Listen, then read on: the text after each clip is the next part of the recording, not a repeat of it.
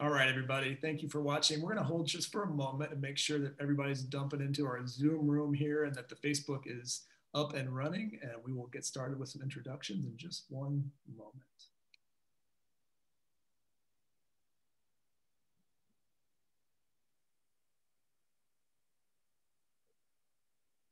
Okay, we'll go ahead and get started. Hey, everybody, this is Jeff Martin with Magic City Books. I'm so thrilled to have you here for our weekly virtual author event series, which we do mostly on Mondays and Thursdays. Sometimes we throw a random Wednesday in there. We try to hit you up a couple times a week, if not 3 times a week, with different authors and stay connected with you. We've been doing this almost going on a year now, and we've done, I think, gosh, got to be over 115 of these virtual events the last year. And it's been a cool way to stay connected with all of you and kind of keep this tethered to our audience and also meet a lot of new people. You know, every time we do one of these, I see people from, you know, other states are writing in, or even sometimes people outside the country. So if you're new to what we do, thanks for watching. I really appreciate it. You can find out more about what we do on magiccitybooks.com, including a lot of great author events coming up. I don't want to go through the full list, but I'll tell you, you know, for example, this Friday, we have a really fun conversation with one of my favorite writers. His name's Kevin Brockmeyer. He's got a new wonderful book out from Knopf. And it's 100 ghost stories. Each one is this kind of micro flash fiction that kind of tells this gothic ghost story. And they're kind of these little bites, but there are also some cumulative elements there. And he's going to be in conversation with a great novelist and a good friend of ours, Rebecca Mackay, who wrote the novel The Great Believers and many other books as well. So that's this Friday. It's free and open to the public, so I hope you'll join us. Friday nights are kind of different now in this strange COVID era, so it's not lame to just hang out and watch a book thing on a Friday night. So pour a glass of wine or crack a beer or something and join us for that. And a lot of stuff coming up. Don Lemon from CNN will be joining us to talk about his new book, the week of the centennial of the Tulsa Race Massacre. So tickets are on sale for that now. We even have some really interesting things like, imagine this, the great kind of thriller writer Harlan Coben, all right, on the day his book comes out, in conversation with Nicholas Sparks. Now, how does this happen? What are these two worlds colliding? I don't really know what's going to happen. It's going to be a strange, wild, wacky evening. You're just going to have to see what happens. So check the website out for that. Really excited about tonight's event. I've been reading Lesley Blume's work for quite some time, and when I saw that this book Fallout was coming, I knew that it was going to be something that I would really be interested in, because I've been interested in this topic for quite some time, not just because I read Hiroshima when I was pretty young. I believe I read it in school. I'm almost positive I was assigned it in school, but then I came back to it later on. And then I would go on to read books like The Making of the Bomb by Richard Rose, and all those books on the text, and kind of just have this kind of snowball information about that Manhattan Project, about what happened with the bomb. To me, it's endlessly fascinating, but it was cool to see it from a completely new angle. And I'm always a sucker for what I would call newsroom narratives. You know, as a kid, I loved of course, you know, All the President's Men. I loved all that kind of stuff. They kind of just showed how the sausage got made and turned real life. You know, real life to me is always so fascinating and mysterious. You know, you don't have to always put superheroes and dinosaurs into it. You know, sometimes the true human drama can be found, and having a great writer tell that story helps a lot. And that's exactly what Lesley has done with Fallout. So we're going to talk a little bit about this book. We're going to talk about John Hersey. We're going to talk about journalism. We're going to talk about cover-ups and much, much more. We might even talk a little bit about Ernest Hemingway. So thank you, Lesley Blume, for joining us, and welcome virtually to Magic City Books. Well, thanks so much for having me on. And like you, I'm a newsroom narrative obsessive. And, you know, because both of my big nonfiction books have really strong newsroom elements, well, especially Fallout. I'm a newsroom brat. I grew up in a newsroom. Your dad worked with Walter Cronkite, is that correct? Is that right? Yeah, that's right. And the most trusted man in America. You know, it's pretty amazing that Walter, you know, was deemed the most trusted man in America. And here we are, you know, 50 years later, you know, and suddenly the American press is designated the enemies of the people by our now former president.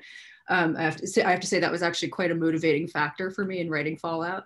But yes, my dad was a writer for Walter, not just on CBS Evening News, but a speechwriter for him also. So I grew up in that world. You know, Walter Cronkite, fun fact, you know, was an announcer at the University of Oklahoma football team years and years before he kind of even got into that. You know, you can imagine that voice at like a sports arena, just kind of rolling across the crowd. Who knew? So really thrilled to talk about this book.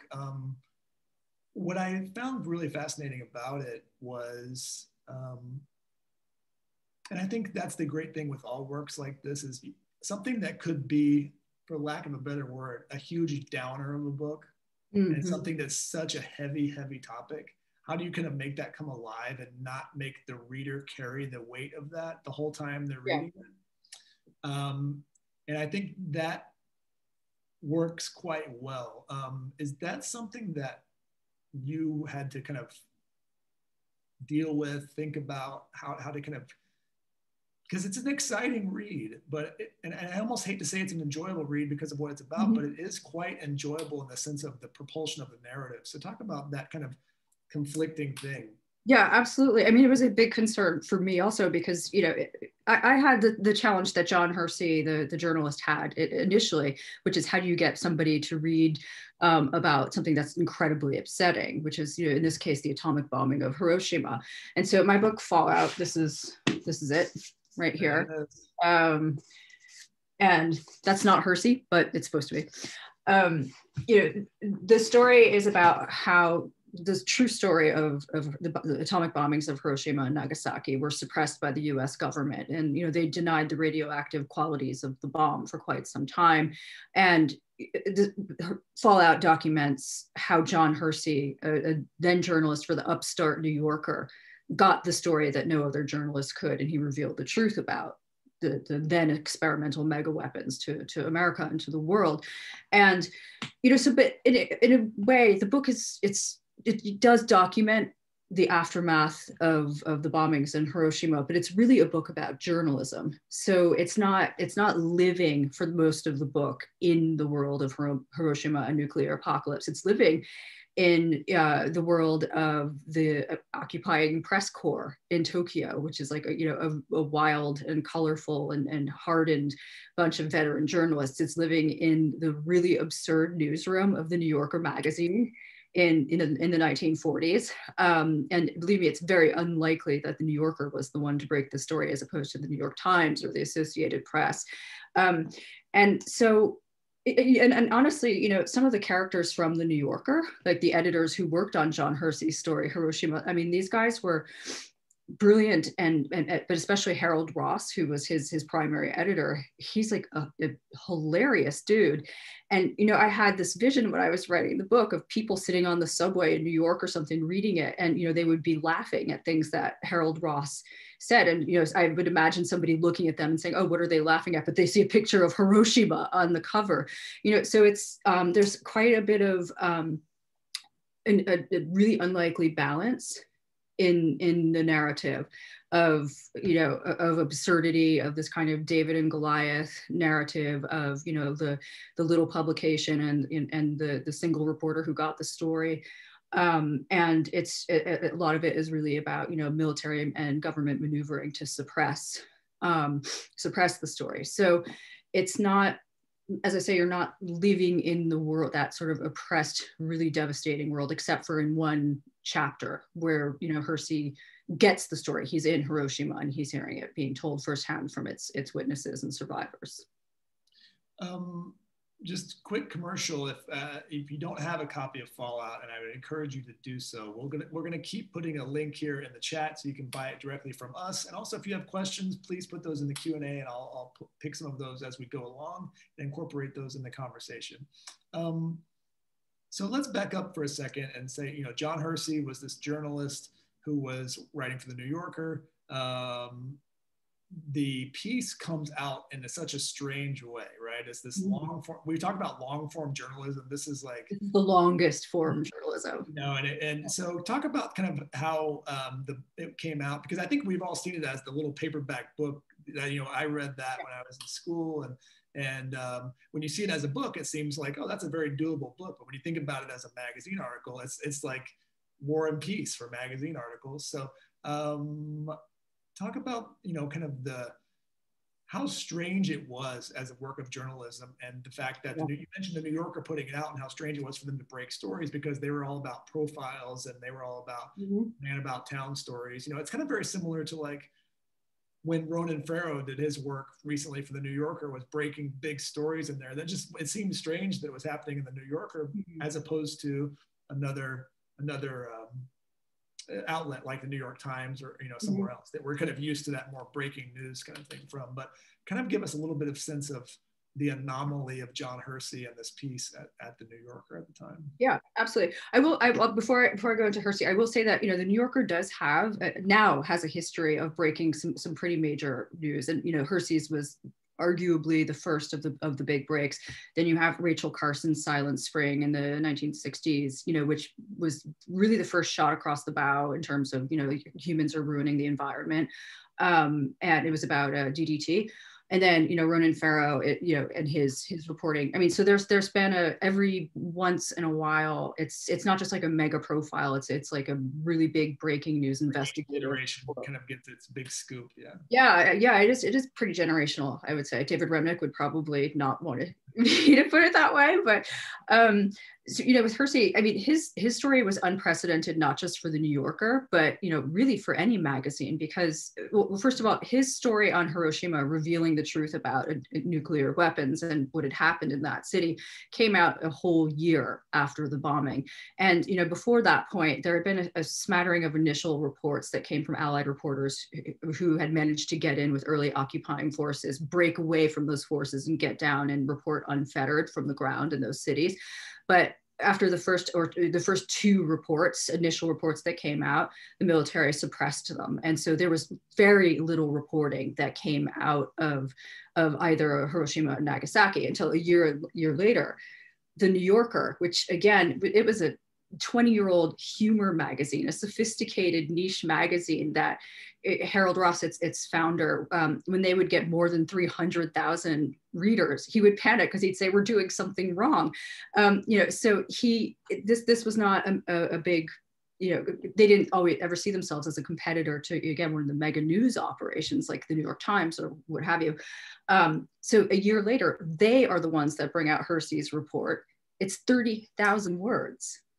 I mean, to give you a point of reference now, I mean, a really long magazine article in any of today's publications, except maybe, the New Yorker or the Atlantic, a really long one is like 2,000 words, 3,000. This is 30,000 words. It took up. We're talking like Great Gatsby length, Like so. Yeah, I mean, one of the somebody described it to me as an unprecedented splurge, then and now. And they took everything else out of the magazine except the very beginning. And then so it was also a secret because the editors and Hersey didn't want anybody else to know that they were about to drop this blockbuster story. So even all of the New Yorker writers, they're submitting their copy for stories that they think is going to run the magazine, and they're not getting their usual like vicious torrent of notes back from Harold Ross, and they're wondering what's going on. They have to find out with everybody else what happened when that issue came out. On August 31st of 1946. Was the reaction immediate? Like once it hit, was it just like, was it kind of a bomb in its own way culturally, in the sense of it just kind of blew up? Because the way information spreads now is so different. You can imagine if something like this happened on Twitter, it would just spread immediately. But, you mentioned that the readership of the New Yorker wasn't the readership of, say, Time at that, or whatever it was at that time. How long did it take to kind of get in the ether of the national conversation? Yeah, it was immediate, and it was, I didn't use this word in the book, but I will say, I mean, it was explosive. That's Hersey's word, not mine. And it was international. I mean, it was a mega blockbuster, and it didn't matter that, the usual readership of the New Yorker wasn't very vast. I mean, they sold out on newsstands immediately. Like you could not find a contraband copy of it for love or money. I mean, it's a mistake almost to think that, you know, because it was a pre-social media or pre-cable era, that there wasn't, you know, international media. There was radio that was just, you know, it was 24 hours a day also. And 500 radio stations in the US alone covered Hiroshima, covered the release of Hersey's article. It was on practically every front page of every major and local newspaper. Many publications reprinted the 30,000 word article in its entirety. It was read in its entirety on ABC over 4 nights, and then the BBC. It was literally covered. Basically like a podcast, you know, it's like a broken up podcast, what we think of now. That's like the idea of just reading a piece, like long form piece over the radio. That's exactly right. And I mean, that was an interesting how that came about, because Hersey did not want it dramatized at all, but they found 4 actors. They were famous actors, but they read it all in a very deadpan way. The audience was not allowed to know until after the last night who they were. They had a narrator who narrated it, who was a newscaster who had reported on D-Day. I mean, so everything was imbued in this very serious sort of way. But I mean, the bottom line is, it was the thing that was so strange about the explosiveness of the immediate reaction was that this had happened a year earlier, and it was as if it had just happened the day before when Hersey's report came out. And it just really showed how everybody in the world knew about the atomic bombs and that this new mega weapon had been used and it had devastated Hiroshima physically, but it showed how little they knew about what it really had looked like on the ground there, and the true nature of these bombs, and how starved they were for information, and how much of an appetite there really was to go back and learn more. And it really put the US government on the defensive right away. You mentioned that other journalists had written about this, because this took place a full year after it happened. You know, I believe an Australian journalist was one of the first people to write about it. Yeah. The world certainly knew, especially obviously the closer you were to that part of the world. But a year later, in 1946, you know, when you think about it, you know, the celebrations on, you know, V-Day, and people, you know, the relief of people in America, and the relative, you know, in terms of death toll, in terms of, you know, our homeland was never really touched outside of course, Hawaii, you know, the relative kind of way we were able to kind of get back to business a little bit more than, say, Europe or anywhere else. Yeah. Have we ever forgotten about this? You know, was there just this cultural amnesia, like, you know, a year to the American public is a long time, you know, were we kind of ready to move on? Yeah, absolutely. And, you know, if you look at the cover of the issue in which Hiroshima came out in the New Yorker, it literally depicts in America at leisure again. It's a park scene with people biking and relaxing and fishing. And in many ways, it was symbolic of America a year later, having basically gone into full wartime, post-war leisure mode. But the question really was, you know, was there even a right to return to, you know, to that mindset of leisure without a full reckoning on what had happened and how the war had ended? And you could, you know, one can understand the outsized giddiness, joy, relief that there had been on VJ Day when Japan surrendered, because this was the end of the deadliest conflict in human history. 45 million civilians dead, 15 million combatants. That's probably a gross understatement. But at the same time, you know, Americans were never encouraged, to say the least, to really stop and think about the way in which the war had been won. And that doesn't mean that the US government wasn't thinking about it and have qualms about it, which is one of the reasons why they went to such great lengths to suppress the nature of their bombs. Because we had, you know, Secretary of War Henry Stimson was worried that, you know, because of the way the US had been attacking Japan by aerial bombing through 1945, that America would, quote, get the reputation for outdoing Hitler in atrocities, which is a pretty dark thing to say, and a pretty dark legacy to contemplate. So yes, Americans were not only encouraged to look forward instead of backwards, there was information that was actively suppressed from them to allow them to do that, and to allow the United States to maintain the moral high ground in its victory over the Axis powers. So, Harry Truman becomes president after FDR dies in office. And the story goes that he didn't even know about the Manhattan Project until he was sworn in as president, which is, kind of crazy. And had to make this decision relatively quickly and be kind of brought up to speed. Is there any sense that he, even as president, was aware of what this thing could do in terms of on the actual day? I mean, in some ways it had never been done, right? Other than test out in the desert, we had never, and have not since, thank goodness, done this to a living population. But what was the kind of gap between expectation and reality on kind of that leadership level?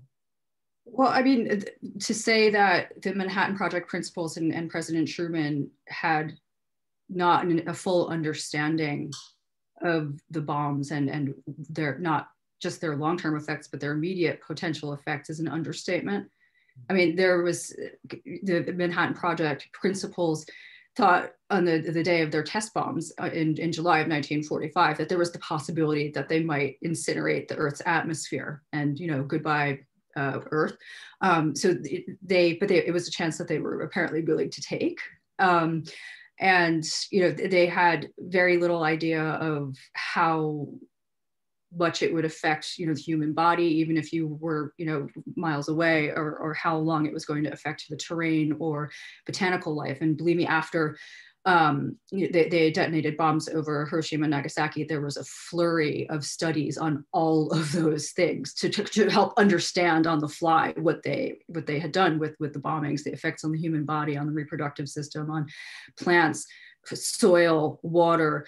All of those things had to be learned in the aftermath. But again, it was a chance that they were willing to take. And there's a lot of scholarship that indicates that there was never really any idea of not using the bombs if they were ready for wartime use. If the bombs had been ready before there was a Japanese surrender, they were going to be used. General Lesley Groves, who was the head of the Manhattan Project, had been instructed, create these bombs, do the impossible, get them ready for wartime use. And that's what he did. And he did it in around 3 years.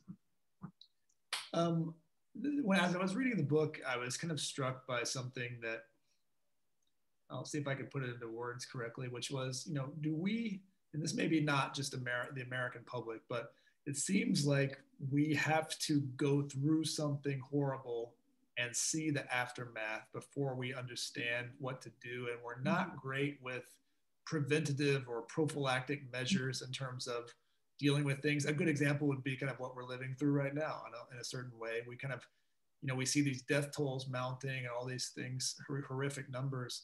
And if someone had told us this would happen a year ago, I still think the behavior would still, we don't do well with kind of those being told how to behave or what may happen. We have to kind of see these things happen and then react. So that's why, having this account was so important, I think, to having 76 years now without having had that happen again. But kind of talk about that for a moment, if you can.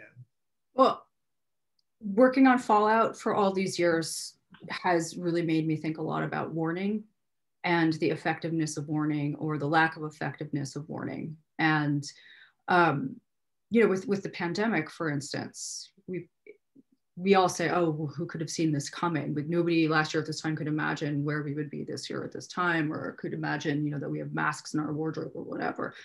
A casualty count that exceeds that of World War II. But experts did warn. The warnings were always there.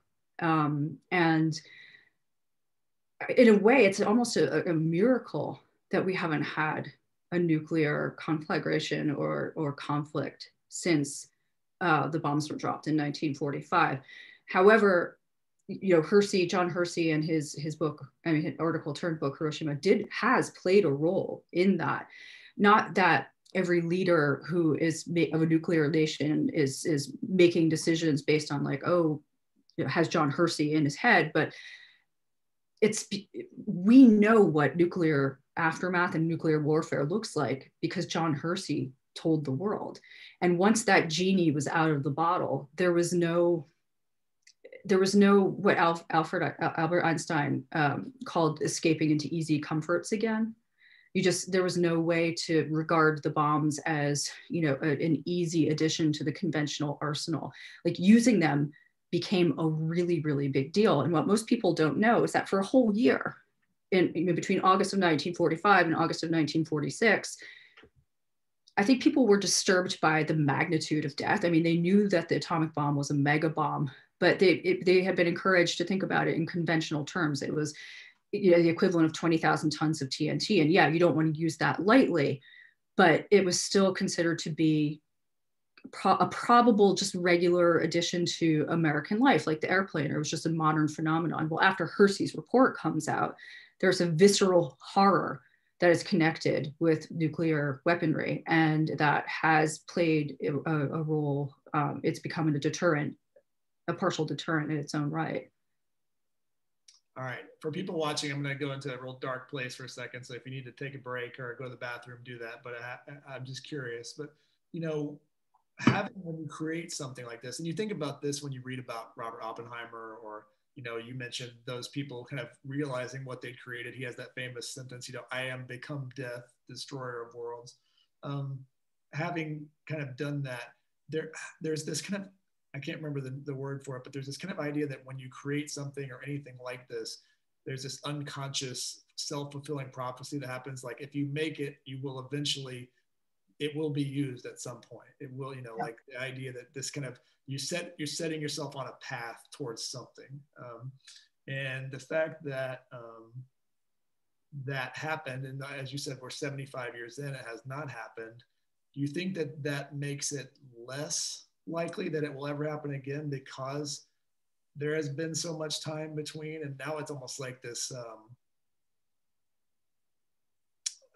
this abstinence of using it has created this idea that it's not like it's happened every 5 to 10 years and we've had to, it's like we had this one moment. Or is it more like the ticking clock, where it's like we're kind of moving towards the inevitable of seeing that again? Sorry, forgive the darkness of that question, but.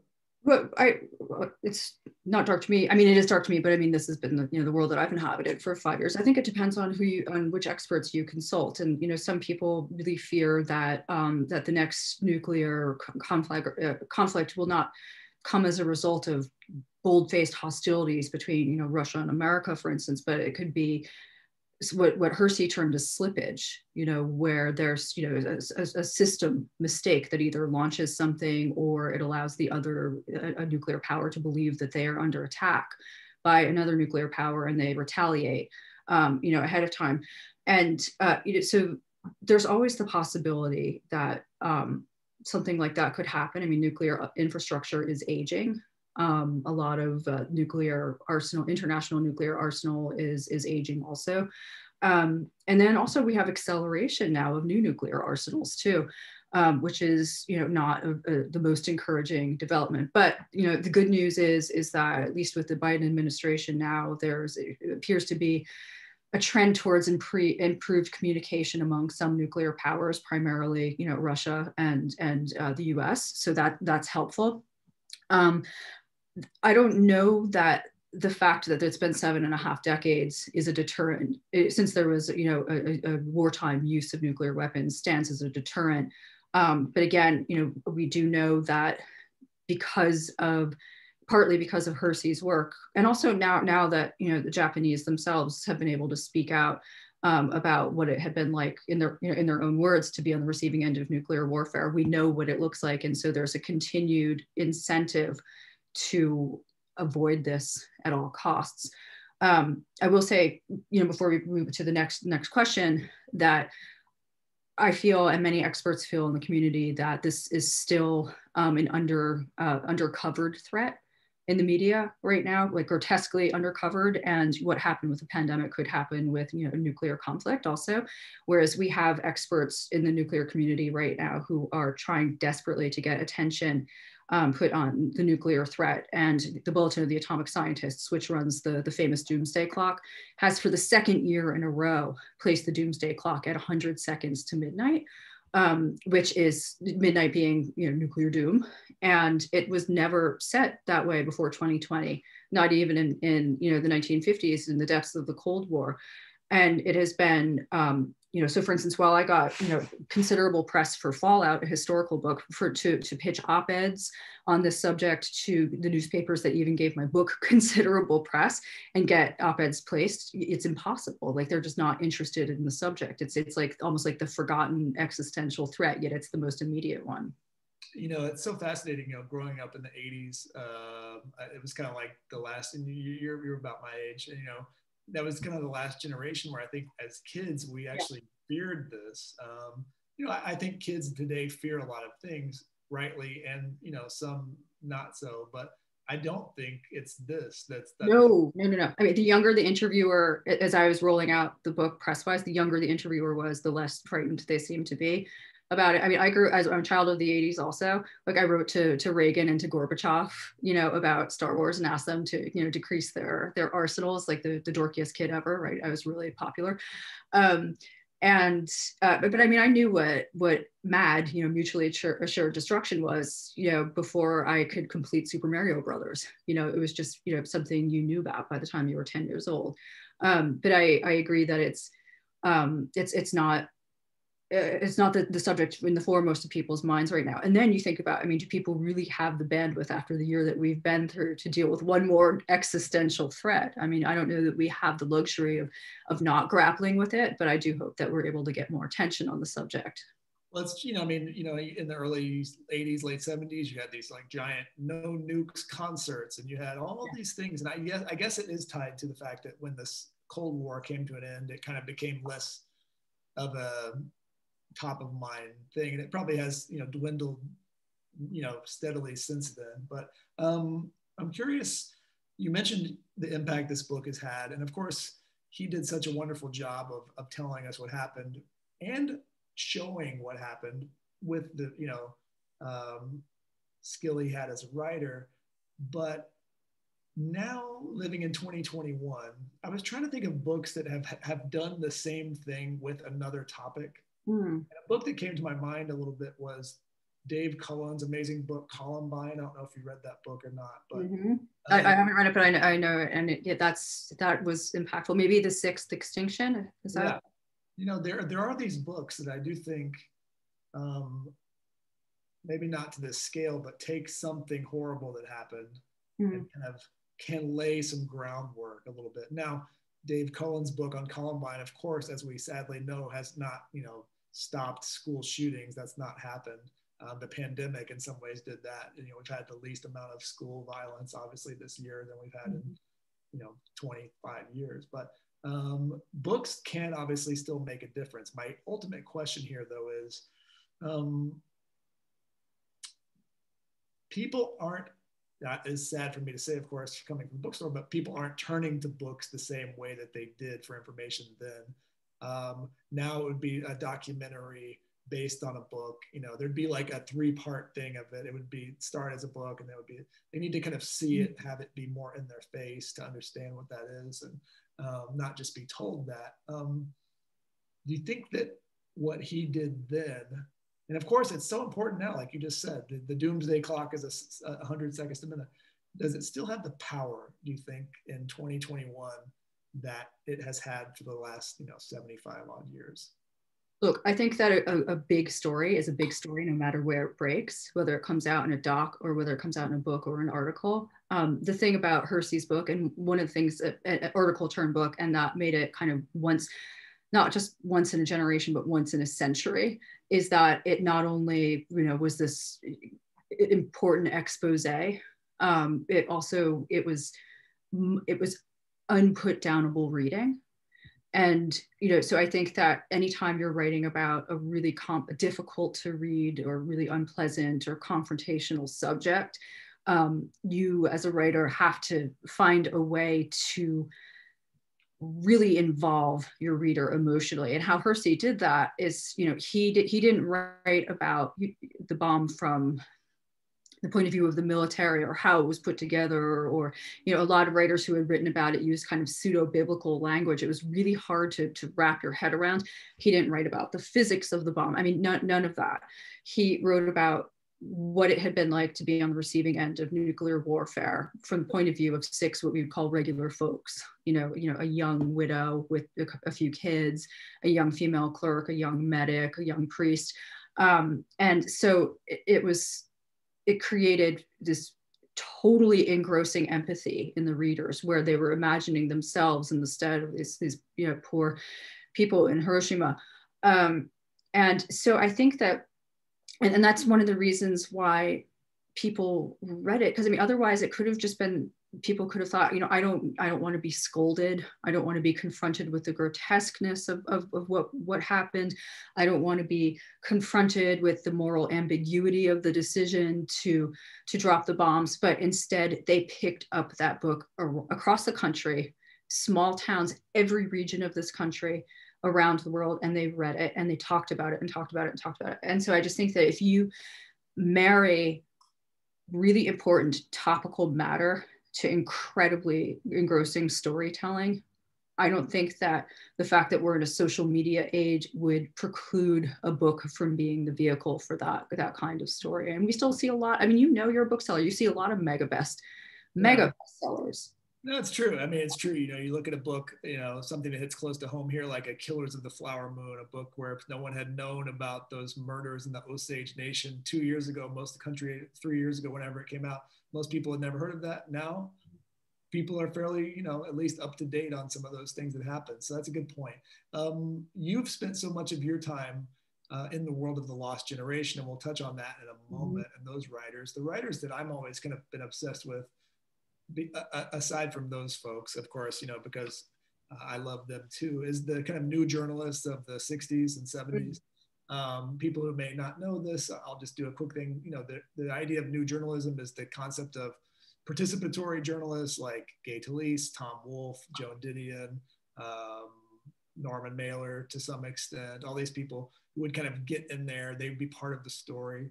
When I read John Hersey's work, you know, he's obviously writing 20 years before that. It feels like he's a little bit of a bridge to that style, which didn't really have a name at that point. Yeah. But of course, you know, he's having to kind of get into this stuff and be, you talk about participatory journalists. I mean, it doesn't get more participatory in a way than what he was doing. So do you kind of see him as kind of a bridge between those two generations at all?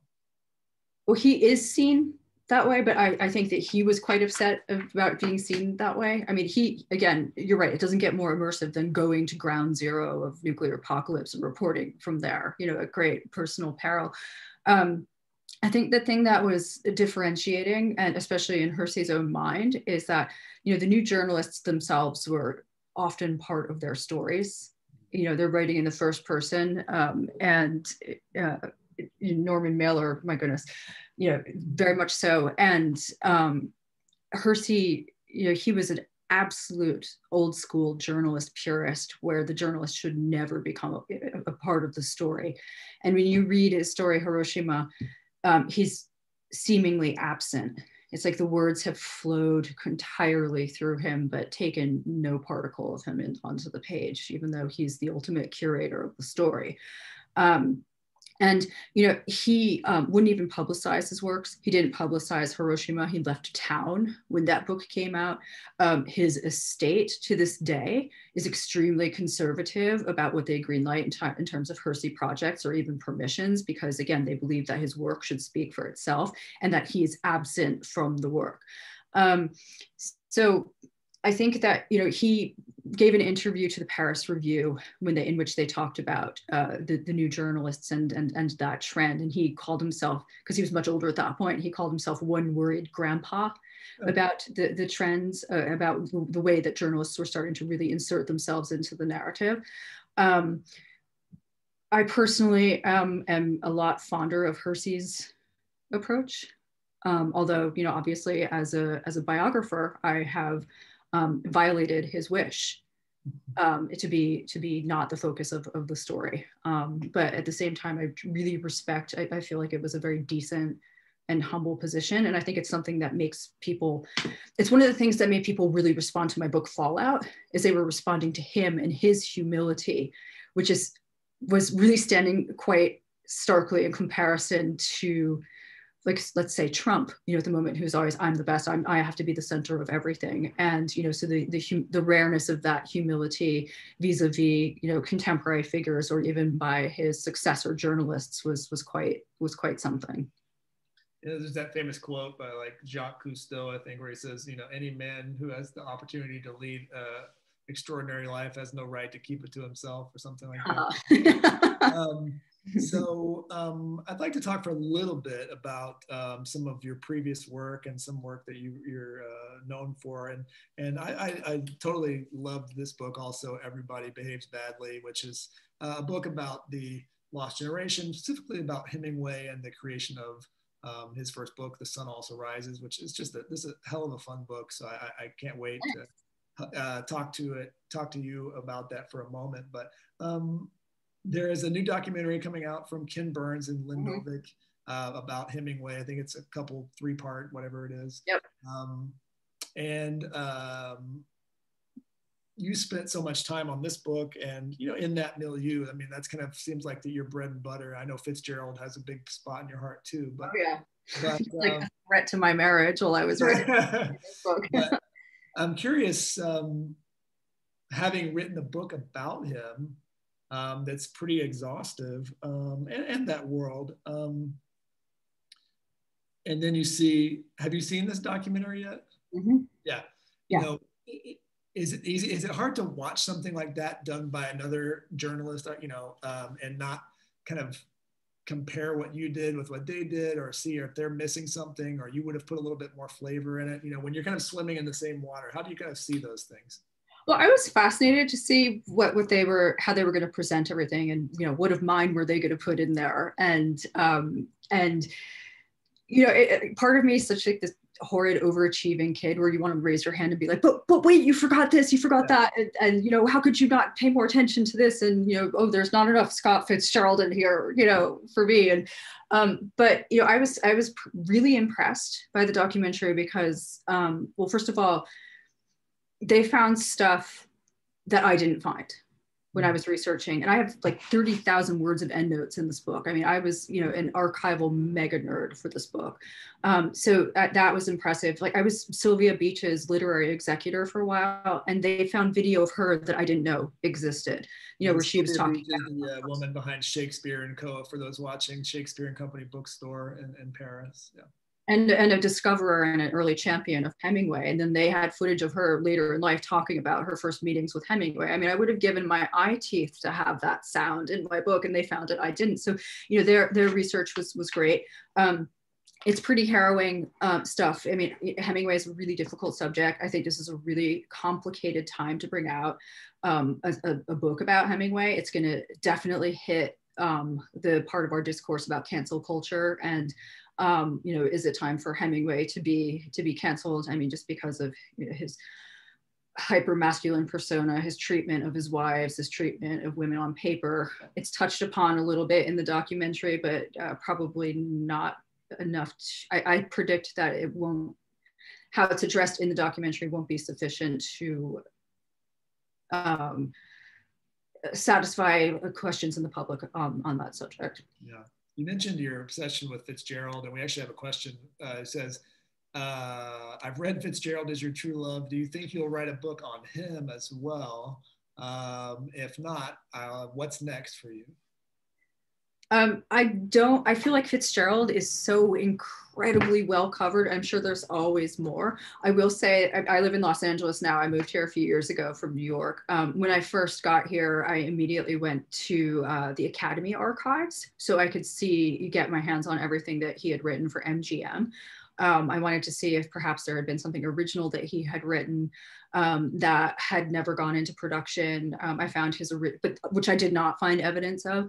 I found all of his notes on the women and all of his early drafts about trying to get that up and running. They took the project away from him and gave it to Anita Luce. There wasn't enough there, but I will say that it was pretty divine to rock right into Hollywood and immediately spend it with him. I will say my poor husband, probably thought that when I was done with the Hemingway book that we would leave Fitzgerald behind, but no. I will say I don't know what the next book is going to be. I have a general sense of subject, but I don't know my way into it yet.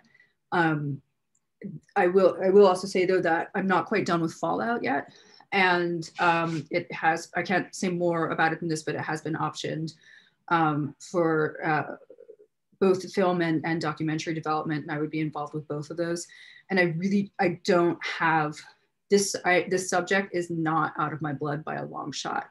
And I really strongly feel that even though I researched the hell out of this book with a team, by the way, of 8 researchers around the world in 3 continents and 4 languages, I still feel like we only scratched the tip of the iceberg with this. So I feel like I haven't exhausted it yet. I just don't know specifically what the next book project is going to be.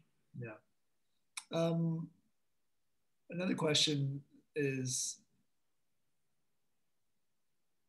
thinking about how divided the country is today, if a similar event occurred, we could take the pandemic, for example, right? There will be books and books and books and books written about this for who knows how long. Talk about how the book was received. Was it received well on both sides of the political spectrum? And if a book came out, like obviously if a book comes out about COVID-19, it's fairly obvious that it will be received in a fairly partisan way, no matter what. But how was this article in the book looked at that time? From the materials that were available to me to evaluate the reaction, I would say that it was surprisingly even across the board. And there was on both sides of the political fence, and we're not looking at the kind of environment that we're looking at now. I mean, this was like the whole country had been pulled together, comparatively speaking, by 4 years of World War II. So there was one study that evaluated all of the incoming commentary and letters to the New Yorker and to Hersey, and I don't remember the percentage, but the majority of the people who wrote in saw Hersey's Hiroshima as an act in favor of the public good. And that's astonishing. That was not a foregone conclusion. And because he was, really criticizing how the U.S. had the decisions to drop the bombs and drawing the American government's moral high ground into question, you would think that that's major death threat territory. I didn't see any evidence that Hersey did get death threats, but he did leave. He left town with his family when the story came out. I will say that I didn't think much of that decision when I was writing the book and researching it. I was like, he should have defended his work in person. And after my book came out in August of 2020, the amount of blowback that I got by covering Hersey's work, which indirectly called the decisions to drop the bomb into question, the amount of blowback that I got 75 years later was breathtaking. And again, my book isn't about the decisions to drop the bomb. It's about how the story of the bomb was rolled out to the American people. And I can't imagine that there wasn't that kind of vitriol directed towards Hersey. It's just that the records that have been maintained of the correspondence to him, that most of it was pretty positive. And again, there was that survey that really broke down apparent public opinion at the time. And there was no internet to hear about stuff immediately. Mm-hmm. So I'm curious as we kind of wrap up here, and I will say, guys, if you haven't gotten a chance to buy Fallout yet, please do so. We just posted a link here in the chat. You can do that. I can't encourage you to read it anymore. It's a great read. And also go back and read Hiroshima if you've not read that. I think it does help to have read that before, but I think you could also read it after as well. Do you consider yourself a person who likes to live mentally in the past? I'm just curious. You write about it so much. I spend a lot of time reading about the past, watching documentaries about the past. And if I think about it a lot, I probably spend more time there in terms of my cultural appetite than I do certainly in the present. And I'm not really interested in science fiction or the future. But where is that something that's just been always part of you? I mean, I will say that I adore being an historian. Like, I just love it. I live for, I'm like at my happiest in a filthy archive someplace. But, you know, I also really love reporting and, you know, being out in the world, and nothing is better than getting a story, a delicious, big story that nobody else has, you know, in the present. And or historical scoop also. I mean, in many ways with Fallout, I'm like, why did it take 75 years, you know, for this story to be told? Why, you know, why me? Why did I get to be the historian to tell this? It was a 75-year-old scoop. But I mean, it's heaven. I mean, I love doing that. I've always loved history. I mean, when I was a kid, you know, other kids, people were my age were reading like Babysitter's Club, and I'm reading Anne Frank's diary. And I am really a 20th century girl when it comes to my topics. I have to, you know, for the most part, I mean, a lot of my biggest stories have been, you know, John Hersey, 1940s, Ernest Hemingway, 1920s, Jackson Pollock in the 1950s, Truman Capote in the 1960s. A lot of, you know, the stories that I would say are career defining, such as my career is for me, you know, all take place within that span. And who knows why that is? I mean, we're wired the way that we're wired, right? And it's just, I think the one differentiating thing for me is that it can't be dusty history. I mean, and I think one of the things that was just especially thrilling to me about the Hersey story about Fallout was that not just was it so righteous, but it was also incredibly relevant in the moment that it came out. You know, we were witnessing an unprecedented assault on our press by our president, and by circumstances. You know, newsrooms are under assault in so many different ways right now. And here's a book celebrating the power of the press and why, you know, making the case for why we need to really support our legacy publications. And, you know, it also came out during the pandemic. And my book is about how the US government downplayed, spun, and suppressed information about a deadly existential threat.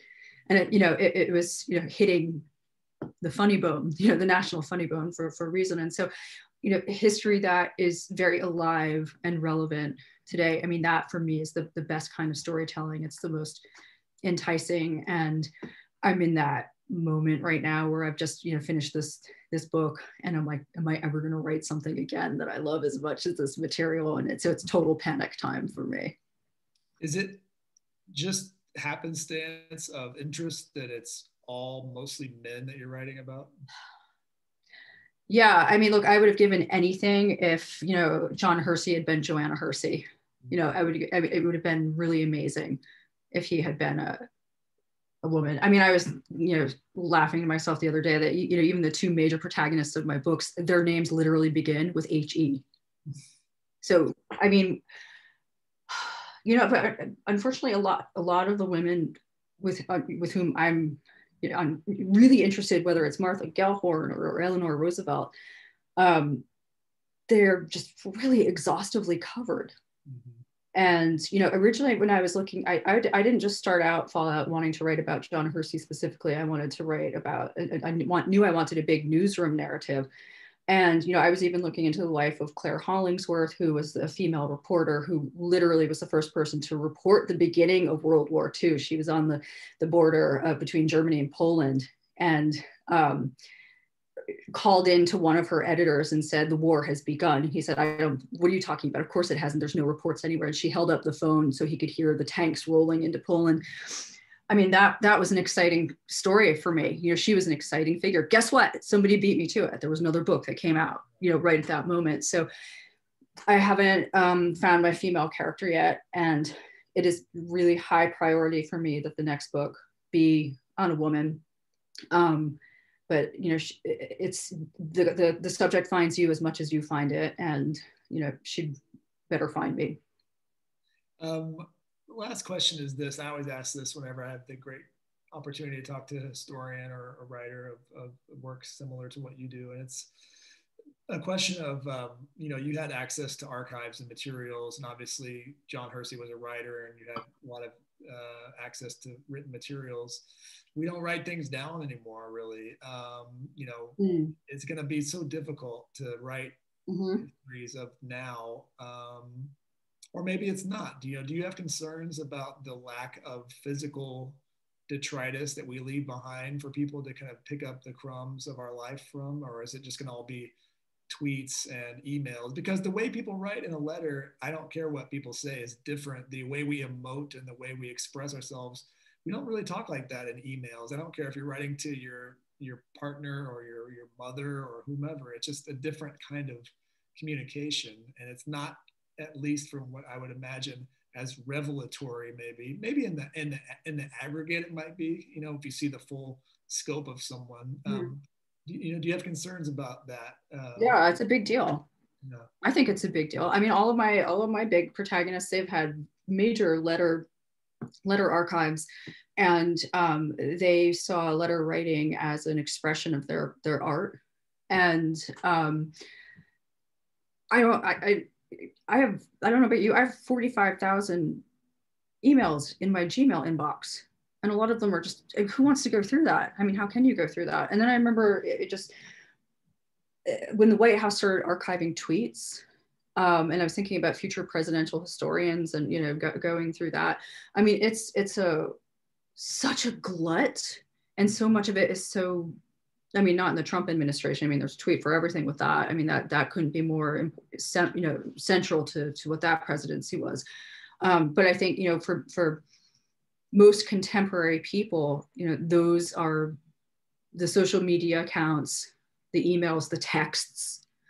That's the meat of the communication, how they communicate out to the world. And I mean, that's not desirable to me as a historian to document somebody, but other people, future historians, will know how to navigate that. And these will be crucial elements. And in many ways, we express ourselves more widely than people did when they could just do it in letters to a particular audience.